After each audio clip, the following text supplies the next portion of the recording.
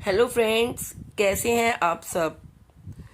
स्वागत है आपका आपके अपने चैनल अजब गजब संसार में। फ्रेंड्स, सब जानते हैं कि भगवान श्री कृष्ण ने छोटी उंगली पर ही क्यों गोवर्धन पर्वत उठाया।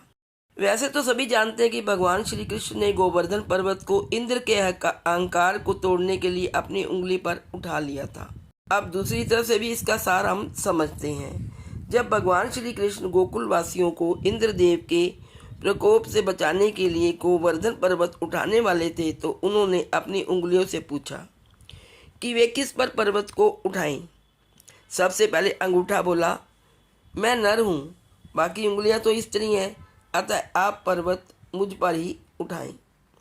फिर तर्जनी उंगली बोली, किसी को यदि चुप कराना हो या कोई संकेत करना होता है तो मैं ही काम आती हूँ, इसलिए आप केवल मुझ पर ही पर्वत उठाएं। इसके बाद मध्यमा बोली, सबसे बड़ी होने के साथ साथ शक्ति भी रखती हूँ, अतः आप पर्वत मेरे ऊपर ही उठाएं। फिर अनामिका बोली, सभी पवित्र कार्य मेरे द्वारा ही संपन्न होते हैं। मंदिरों में देवी देवताओं को मैं ही तिलक लगाती हूँ, अतः आप मुझ पर ही पर्वत उठाएं। अब भगवान ने सबसे छोटी उंगली कनिष्ठा की ओर देखा तो उसके नेत्र बरबस ही भर गए। वह बड़े नेत्रों के साथ बोली, भगवान, मैं तो सबसे छोटी हूँ, मुझ में कोई गुण भी नहीं है, मेरा कहीं उपयोग भी नहीं होता, मुझ में इतनी शक्ति भी नहीं कि मैं पर्वत को उठा सकूं।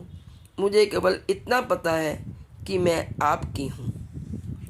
छोटी उंगली की बात सुनकर भगवान श्री कृष्ण प्रसन्न हो गए और बोले, कनिष्ठे, मुझे विनम्रता ही तो पसंद है, यदि कुछ पाना है तो विनम्र बनना पड़ेगा।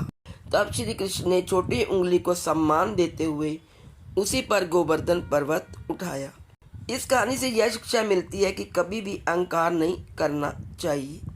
सभी उंगलियों को अपने पर अहंकार था, मध्यमा को भी और अनामिका को भी और तर्जनी को भी और अंगूठे को भी, लेकिन सबसे छोटी उंगली जो थी वो बहुत ही विनम्र थी, अपने आप को छोटी कह रही थी और वो कह रही थी मेरे में कोई शक्ति भी नहीं है।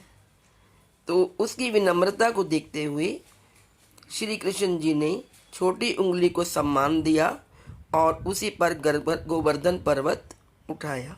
तो कहानी से ये शिक्षा मिली कि कभी भी अहंकार मत करिए, विनम्र और सरल बनिए, तभी प्रभु आपके हो सकते हैं।